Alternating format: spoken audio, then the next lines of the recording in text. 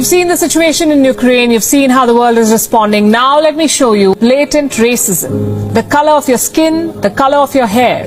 People with blue eyes and blonde hair.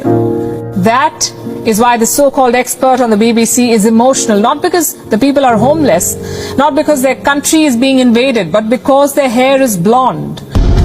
It's very emotional for me because I see European people with blue eyes and blonde hair being killed. These are not refugees from Syria. These are Christians, they're white, they're very similar. These are prosperous middle-class people. These are not obviously refugees trying to get away from areas in the Middle East. Like Iraq or Afghanistan, this is a relatively civilized, relatively European city where you wouldn't expect that or hope that it's going to happen. So Iraq and Afghanistan are uncivilized countries. Their people are uncultured. Their regimes are irresponsible. So they deserve war. They deserve hundreds of bombs and years of occupation.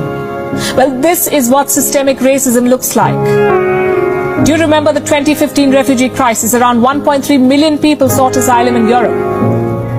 Most of them were from Syria, Afghanistan and Nigeria. Do you remember how the West reacted? They shut their borders, they herded the refugees like cattle, and they branded them as terrorists.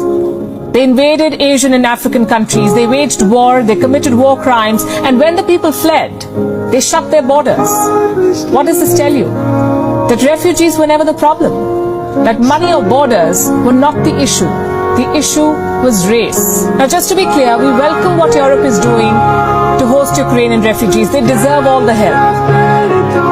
Our question is, why just Ukraine?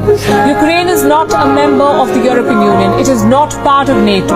So what explains this level of assistance? Racism. You see, Ukrainians are Europeans, hence they get the red carpet, but Africans and Asians get border crackdowns and refugee camps. If this does not expose Western hypocrisy, nothing does.